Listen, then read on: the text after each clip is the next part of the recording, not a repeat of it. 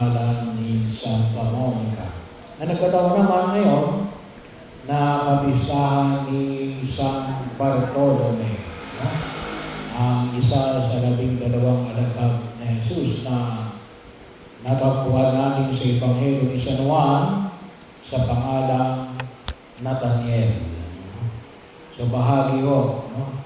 Na tayo ay inaanya ng Diyos na pagnilayan natin ngayon yung tagpo na nakita natin sa buhay ni Nathaniel at ng ating Panginoong Jesucristo. At sabi natin, ito yung karanasan ng isang apostol mula sa pagdududa hanggang sa kanyang pananalig. Alam niyo, may mga tao sa daigdig na ito na magdududa. May mabuti ba na manggagaling sa Nazareth? Yun yung kanyang tanong kay Felipe. Makakita natin, mayroong bang mabuti? Ano, mas madaling makita yung pangit at mga masasama. Sabi nga natin, bakit hindi natin kagad nakikita ang mga bagay na mabuti? Siguro, sabi nga ay human nature. Bahagi ng ating kalikasan bilang tao. Hinahanap natin palagi yung alin? Yung mali. O maaari naman, gawa ka ng sabi nga natin, ito ay mantya ng pagkakasala. Pero isa yung maliwanag na nawawag natin kaligtahan. Ano yun? Na napakahalaga yung paanyaya ng ating pananampalataya. Natin, makita natin ang mabuti. Paano natin dapat makita yung mabuti? Pag nakita natin si Jesus. Bahagi yun. At kung talagang nakatagpo natin si Jesus, at kung yung maalala, yung Ebanghelyo natin kahapon, ay isang paanyaya na nawa ay makita natin katulad ni Pedro, yung kanyang ipinahayag, ikaw ang Kristo, ang anak ng Diyos. Dito rin sa Ebanghelyo, ipinamanig natin, ikaw ang Mesiyas, ang hari ng Israel. Yun yung pahayag ni Nathaniel o ni Bartolome. Ang pagkilala kay Jesus, sabi nga natin, hindi lamang bilang isang magaling na tagapangaral. Pagkilala kay Jesus, hindi lamang bilang isang miracle worker.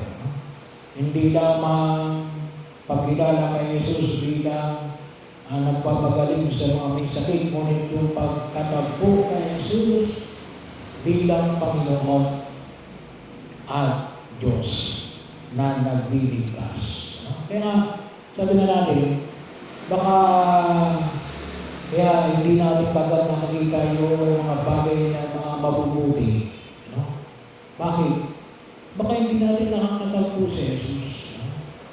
Kasi bahagi yun. Kaya ako kung yung maalala, yung beauty. Isa yung word ng beauty at yung beatitudes. Pagpapala, yung walong pagpapala, yung beatitudes. Yun ay tumutukoy sa mga bagay na mga mabubuti. Mga bagay na magaganda. Kaya yun ang huwag natin kalimutan. Kung talagang nakatagpo natin sa Jesus, dapat mas natatagpuan natin yung mga bagay na maganda at mabubuti. Hindi ko sinasabi, hindi kayo makatagpo ng mga bagay na masama at pangit. Pero, yung hamon ng ating pananampalataya, isang pananampalataya natin, sana makita natin kasi nadulog na Jesus. kaligtasan, pagpapala, no? Beatitudes. No? Bahagi yun ang pinatawag natin dakilang kagandahan, ang kagandahan ng kalooban ng Diyos. Pero bahagi na makita rin natin dito natin na kahit hinahamon ng buong may kapal, na katulad ng pagkatakbo ni Bartolome. Bakit? Kasi nga, dito niya higit na kung saan ay nakilala si Jesus. Kasi sabi nga ay, tinanong siya ni Nathaniel, paano mo ako makilala? Kasi ang sabi niya isang tao, isang tunay na Israelita, isang tunay na matuwid at mabuting Israelita. Bakit? Kasi nakita ni Jesus na bago ka tinawag ni Felipe, nakita kita sa ilalim ng puno ng igos. So, bahagi ho. Pag sinabi natin igos, yun po ay madahong puno. Yung bahagi ho. May mga ilang mga variety tayo, pero yung tinatawag na igos na ibinabahagi rito ay hindi ko natin madalapuan dito sa atin. Pero may mga kapamilya, kapamilya dito, marami natin ay mga punong igos. Sample, Balete. Yan ay family ng igos. Pero bahagi ho, kapag sinabing igos, madahon yun. At kapag nasa ilalim ka nun, hindi ka makikita. Pero nakita ni Jesus. At sabi nga rito, hindi binanggit dito kung ano ang ginagawa ni Nathaniel. Hindi sinabi sa banal na kasulatan. Pero surely, yun ay very intimate. Tanging ang Diyos lamang at si Nathaniel ang nakakaalam mo. Kaya nakilala niya na ito talaga ang hari ng Israel, ang hinihintay ng Mesiyas.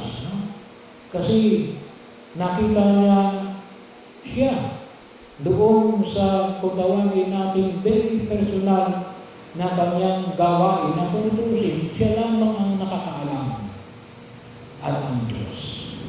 Pero anong sabi ni Jesus, ay hindi lang yan ang makikita mo. Marami ka pang makikita na higit tutusin, na baka hindi mo na namalayan, na sabi nga ay marami pang mga milagro ang nais na ipamaning ng buong may kapal. At ano pa rito? Makita namamaning manakog ang mga anghel ng Diyos sa anak ng tao. So, bahagi yun. Alam niyo, minsan nakakalungkot, sinasabi dito. Ang nakikita nila, demonyo. Sabi ko nga, sana naman nakikita mo rin yung anghel. Kasi yun sabi ni Jesus, makita ka ng mga anghel. Pero kapag nakikita ng demonyo, baka wala si Jesus sa inyo. Ang dapat nyo makita, talaga nasa inyo si Jesus, si Eden. Mga anghel. Kaya, sana maging bahagi yun, dapat may epekto yung pagkatagpo natin kay Jesus nyo. Nakikita natin ang mga bagay na mabubuhay. At kung ba't nakikita natin yung mga bagay na mabubuhay, nakikita natin na ito epekto ng pagkilala natin kay Jesus bilang ating Panginoon at Diyos, katulad ng kanyang panyayin natin. Come and see. Halika kayo at tingnan mo. Bahagi yun na huwag natin kaligtaan. Tingnan ninyo at lumapit kayo, tingnan ninyo alin yun. Yung mga bagay na nais na ipagkaloob ng Diyos sa amin. Lahat ng mga mabubuti. So, kaya yun ang hamon na pinapamanin ng Monica pa. At, si Santa Monica. Yun ang kanyang nakita. Kahit na doon sa kanyang anak, hiwalay ng landas sa kanyang kabataan, ay nakita niya na alin. Nakita niya pa rin yung goodness. Kaya sana po, yun din ang matagpuan natin.